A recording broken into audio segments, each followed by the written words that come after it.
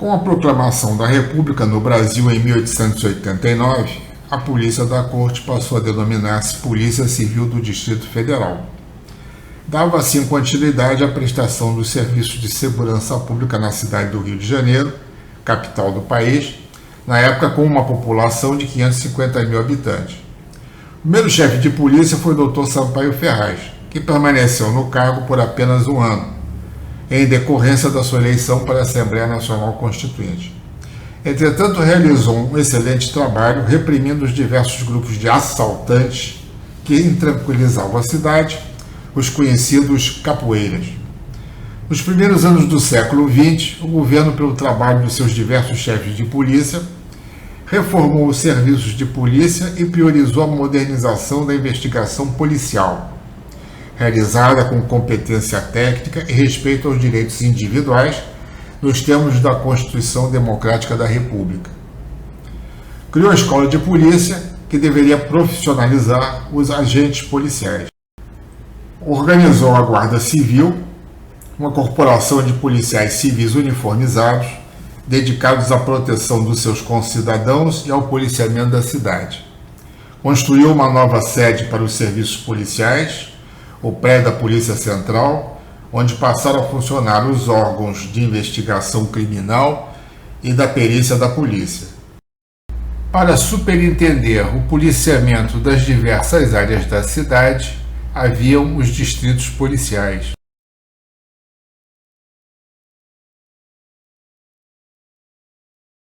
Nos primeiros anos do regime republicano, ocorreram alguns levantes armados inspirados em parte pelo inconformismo monárquico.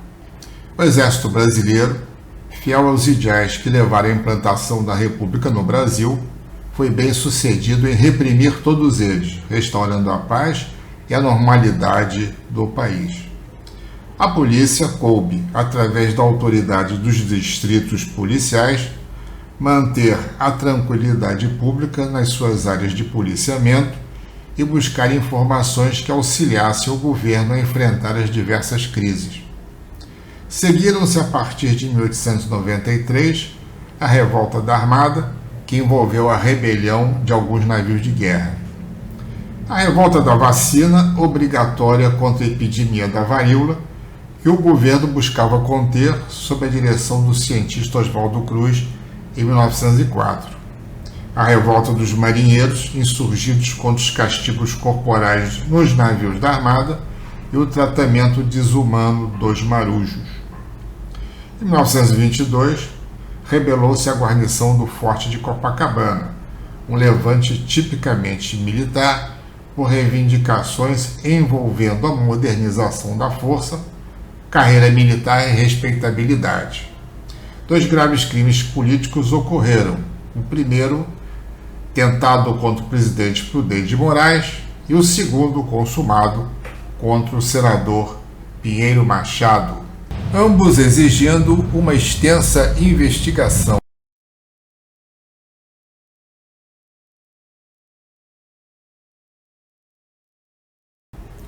A Revolução de 30, deflagrada em 3 de outubro no estado do Rio Grande do Sul, com o apoio de outros estados, trouxe para a chefia do governo Getúlio Vargas. A decisiva participação do Exército influenciou para que militares ocupassem a chefia de vários órgãos civis, inclusive a da polícia. A polícia, até então dirigida por juristas respeitados, passou a ter na sua chefia oficiais que não conheciam o trabalho policial nem as leis. Essa circunstância resultou num período de estagnação profissional. Basta dizer que a Escola de Polícia, centro de profissionalização, permaneceu fechada até fins da década de 40. Aos policiais cariocas, investigadores e peritos, que já formavam um quadro de bons profissionais, restou buscar o aperfeiçoamento policial e técnico nos conhecimentos transmitidos pelas polícias da Inglaterra e dos Estados Unidos. Em 1932, o chefe de polícia, Tenente João Alberto, criou a Polícia Especial, uma unidade da Polícia Civil para controle de distúrbios que passou a reprimir manifestações populares exacerbadas. O Rio de Janeiro era uma cidade tranquila e com raras ocorrências de crimes violentos. As figuras policiais mais conhecidas eram a do investigador, o homem que descobria os crimes de difícil solução e realizava perigosas prisões, e a do guarda civil, sempre presente nas ruas, bem uniformizado e cortês.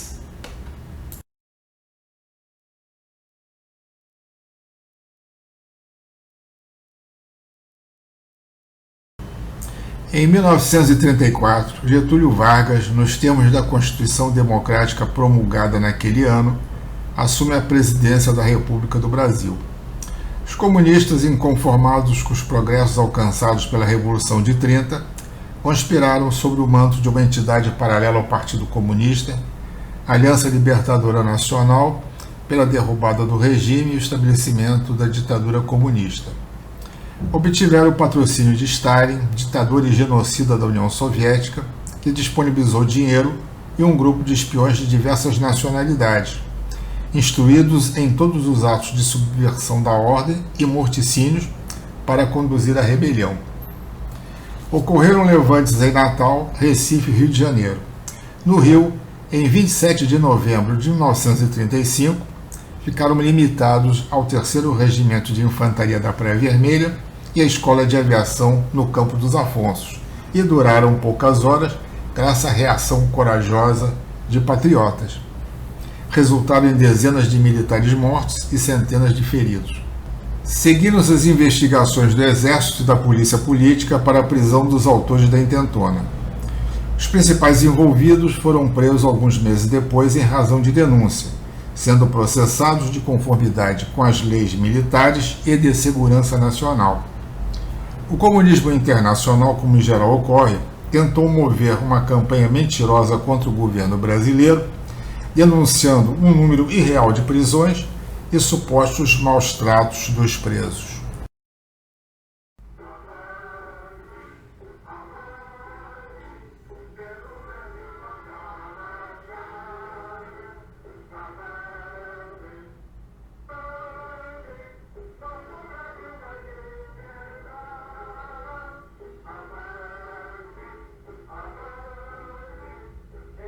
A Ação Integralista Brasileira era um movimento político de extrema-direita, com uma organização muito parecida com a do fascismo europeu e tinha como líder Plínio Salgado.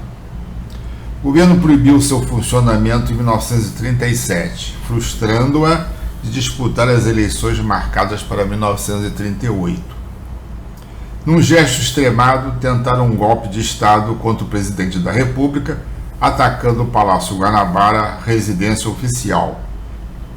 Os defensores do palácio, dentre os quais o presidente Getúlio Vargas, acompanhado de familiares e de 5 investigadores da Polícia Civil, conseguiram deter a invasão até a chegada da Polícia Especial, criada na Polícia Civil em 1932 e que deu vitorioso combate aos insurgentes.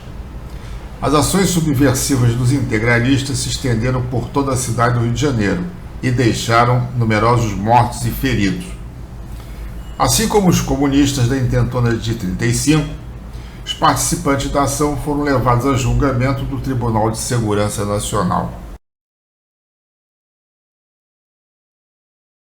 A partir de 1942, a Polícia Política do Distrito Federal iniciou um permanente trabalho para identificar os espiões a serviço do governo nazista alemão que foram espalhados pelo Brasil. A espionagem funcionava sob a orientação da Embaixada Alemã e visava localizar, dentre os navios mercantes que zarpavam dos portos do Rio de Janeiro e dos principais portos do Brasil, quais aqueles que transportavam suprimentos indispensáveis para os países inimigos da Alemanha. As informações eram enviadas através de potentes radiotransmissores e serviam de orientação para os submarinos nazistas afundar as embarcações, o que resultava em inúmeras mortes dentre os náufragos. A polícia chegou a desbaratar a rede de espionagem, identificar e prender 65 espiões, encaminhando-os a julgamento pelo Tribunal de Segurança Nacional. O afundamento pela Marinha Alemã de diversos navios mercantes brasileiros acabou por impor a declaração de guerra à Alemanha e demais países do eixo. Em 1944, a Polícia Civil do Distrito Federal tem o nome trocado para Departamento Federal de Segurança Pública. Com uma pequena alteração na legislação, permitia-se a intervenção da Polícia do Rio nos demais estados da Federação, em questões pontuais como o controle de estrangeiros e a execução da Polícia Marítima e de Fronteiras. O organograma principal continua o mesmo, assim como a permanência dos servidores nos seus respectivos quadros. No final de 1944, foi reinaugurada a Escola de Polícia, após 26 anos fechada, graças ao empenho do delegado Silvio Terra e do perito Eugênio Lapagesse. Em 1949, o presidente Eurico Dutra inaugurou a sede do Instituto Médico Legal, com instalações dotadas dos últimos avanços científicos, fazendo justiça à medicina legal do Rio, considerada como referência nas Américas. A Polícia do Rio de Janeiro prosseguiu nas suas rotinas delineadas no início do século, realçando o trabalho das delegacias policiais em estreita colaboração com o policiamento executado pela Guarda Civil. A contravenção do jogo do bicho exigia da polícia uma repressão constante, mormente porque o delito era praticado na via pública e impossível de passar despercebido. Entretanto, com pena de prisão simples a ser cumprida em curto período, estava o contraventor bicheiro sempre de volta às ruas para continuar delinquendo.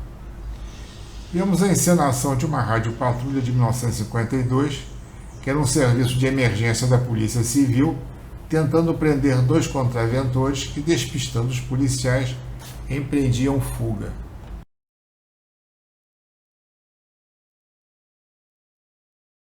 O presidente Getúlio Vargas volta ao governo em 1951 pelo voto popular, com expressivo apoio dos trabalhadores.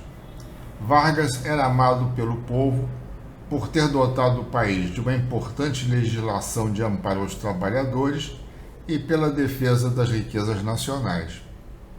Entretanto, era objeto da má vontade dos conservadores, expressa em acirrada campanha desde a sua posse, que abertamente pregava o golpe de Estado.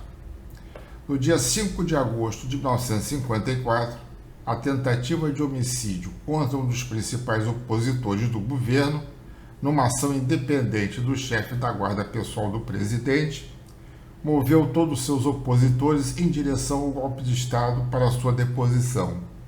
Em 24, Getúlio Vargas, com a deposição anunciada pelos militares e sem meios para se defender, preferiu o suicídio. A comoção popular foi enorme e muito influenciou na escolha do seu sucessor, Juscelino Kubitschek de Oliveira, aliado de Vargas.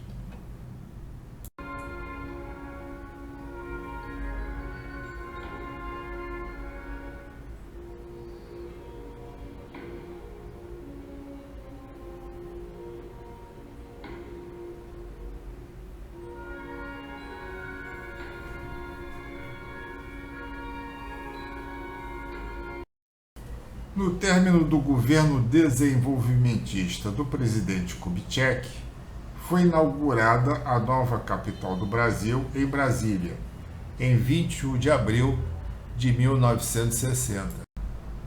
A cidade do Rio de Janeiro transformou-se no estado da Guanabara, e a sua Polícia Civil passou a chamar-se Polícia Civil do Estado da Guanabara. A polícia do novo estado manteve os mesmos padrões da antiga Polícia Civil do Distrito Federal, com o seu ciclo completo de polícia. A Guarda Civil executando o policiamento uniformizado, enquanto na Polícia Judiciária tornaram-se conhecidos grandes investigadores como Milton Lecoq de Oliveira e Perpétuo de Freitas. A Rádio Patrulha, serviço criado em 1948 na Polícia Civil, também era realizado pela Guarda Civil. Surge o Grupo de Operações Especiais, um recurso especializado e já adotado pelas polícias estrangeiras.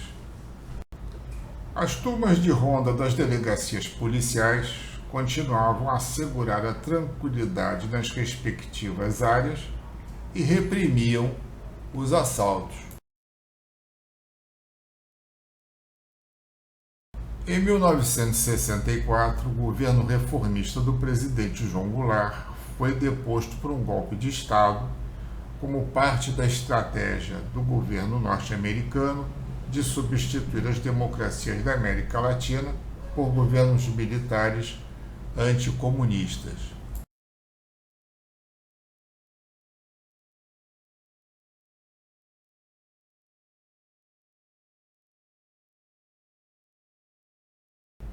O segundo chefe do governo militar, o general Costa e Silva, numa iniciativa imprópria, resolveu separar a polícia de investigação da polícia uniformizada ostensiva, seguindo orientação inversa da adotada em todo o mundo. E como não podia deixar de ocorrer, com um inteiro fracasso. A ditadura determinou a fusão dos estados da Guanabara com o antigo estado do Rio de Janeiro, em 15 de março de 1975. A Polícia Civil passou a denominar-se Polícia Civil do Estado do Rio de Janeiro. O alto padrão dos governadores do estado da Guanabara não foi seguido pelos governadores do novo estado do Rio de Janeiro, levando a administração pública como um todo à estagnação e à falta de recursos. A Polícia Civil, mantida até hoje com o mesmo efetivo de 1975, tem feito o possível e o quase impossível para assegurar o cumprimento de seus deveres para com a população. São muito mais de 100 anos de trabalho e dedicação, muita história, nobreza e glória para resumir nesta canção. O ser humano, obra-prima de Deus, que temos a missão de proteger, com risco da própria vida, no sublime cumprimento